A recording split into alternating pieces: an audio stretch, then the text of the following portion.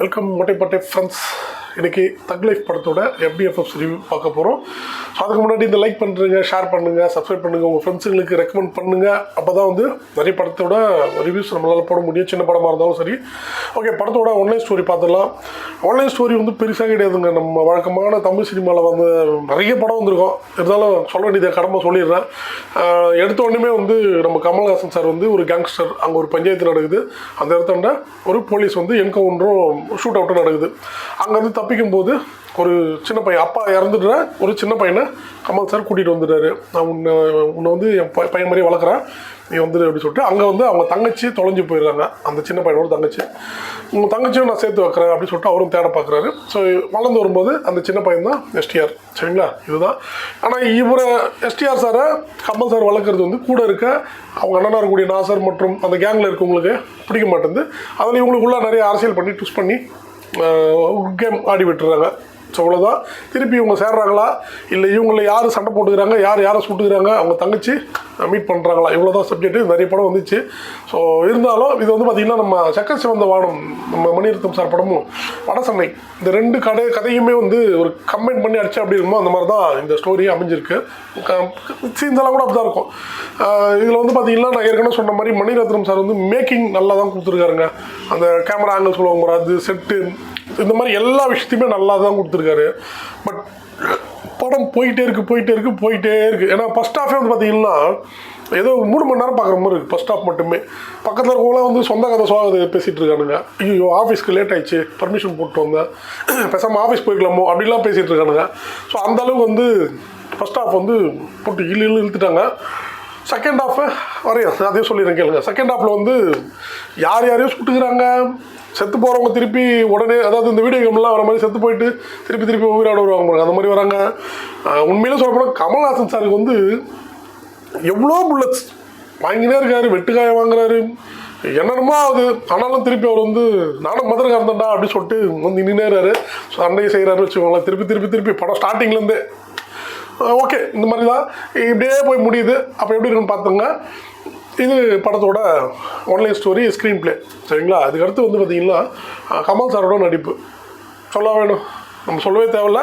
அந்த அளவுக்குலாம் நம்ம அவ்வளோ பெரிய ஆள் இல்லை, ஒருத்தர் இல்லைன்னு சொல்லலாம். அவரோட ஆக்டிங் வந்து நல்லா பண்ணியிருக்காரு தான் சொல்லலாம். ஏன்னு பார்த்தீங்கன்னா டைலாக் இல்லை, சவுண்டும் இல்லை, ஆனால் பர்ஃபார்மன்ஸ் பண்ணி நடிக்கணும். ஸோ அதெல்லாமே வந்து சொல்லவே தேவையில்ல, பிச்சிட்டார், அவ்வளோ தான் சொல்ல முடியும். சரிங்களா, அவரை பற்றி சொல்கிறதுக்கெல்லாம் நம்ம அவ்வளோ பெரிய என்ன சொல்கிறது, பெரிய ரிவ்யூவர்லாம் கிடையாது, அப்படிதான் சொல்ல முடியும்.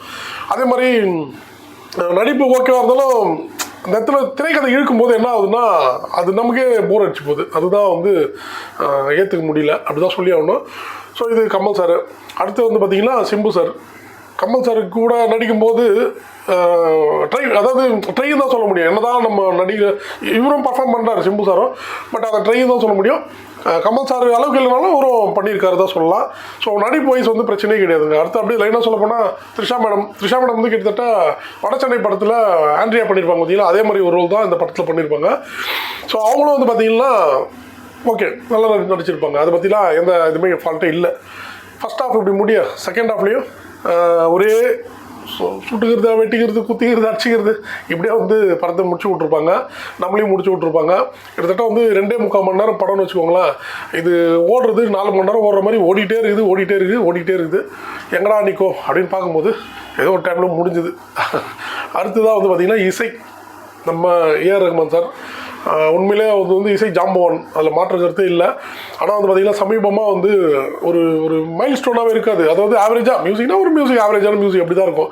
ஏன்னா பார்த்திங்கன்னா உங்களுக்கே தெரியும், இன்றைக்கி என்ன லாஸ்ட்டில் ஒரு 10 வருஷத்தில் நம்ம ஜிவி சார் ஆகட்டும், நம்ம அனிருத் சார் ஆகட்டும், இன்னும் சாம்சியஸ், இன்னும் இவர் பார்த்திங்கன்னா சந்தோஷ் சார், இந்த மாதிரி AR ரஹ்மான் சாருக்கு பின்னாடி வந்தவங்க. அதுக்காக சொல்கிறேன், இவங்களாம் வந்து பார்த்திங்கன்னா ஒரு படத்துலேயே வந்து ஹீரோவுக்கு ஒரு பீஜம் அப்படியே மைண்டில் நிற்கிற மாதிரி கொடுப்பாங்க, வில்லனுக்கு ஒரு பீஜம் மைண்டில் நிற்கிற மாதிரி இருக்கும். ஸோ அவ்வளோ சூப்பராக பண்ணுவாங்க. ஆனால் AR ரஹ்மான் சார் அந்த மாதிரி ஒரு தனியாக ஒரு மைண்டில் நிற்கிற மாதிரி ஒரு மியூசிக்கை பண்ணல, அதான் வருத்தமாக இருக்குது. பாடல்களும் வந்து ஆவரேஜ் தான், ஆல்ரெடி ஆடியோ எல்லாமே கேட்டிருப்பீங்க. ஸோ இதுதான் AR ரஹ்மான் சாரோடது. அடுத்ததாக பார்த்தீங்கன்னா கேமரா அண்ட் ஆர்ட் டைரக்ஷன் கண்டிப்பாக சொல்லி ஆகணும். அது மணிரத்னம் சார் படத்தில் பக்காவாக இருக்கும், அதில் மாற்று கருத்தே இல்லை. கேமராலாம் சூப்பராக எடுத்துருப்பாங்க. ஸோ ஆர்ட் டைரக்ஷன் பார்த்தீங்கன்னா இப்போ ஒரு 1994 அந்த டைமில் இந்த மாருதி ஆமினி காரு, ஸோ அந்த அந்த எப்படி இருக்குமோ அந்த சுச்சுவேஷன்ஸ் அந்த அப்படியே நம்ம கண்ணு முன்னாடி கொண்டு வந்துருவாங்க. அவ்வளோ சூப்பராக இருக்கும். அதே மாதிரி ஸ்டன்ஸ் அன்பறிவு 2 பேரும் ட்வின்ஸு நல்லா, ஏன்னா இவங்க தான் வந்து விக்ரம்லேயும் வந்து ஃபைட் மாஸ்டர். ஸோ அதனால் ஸ்டண்ட் வந்து சூப்பராக பண்ணியிருப்பாங்க தான் சொல்லலாம்.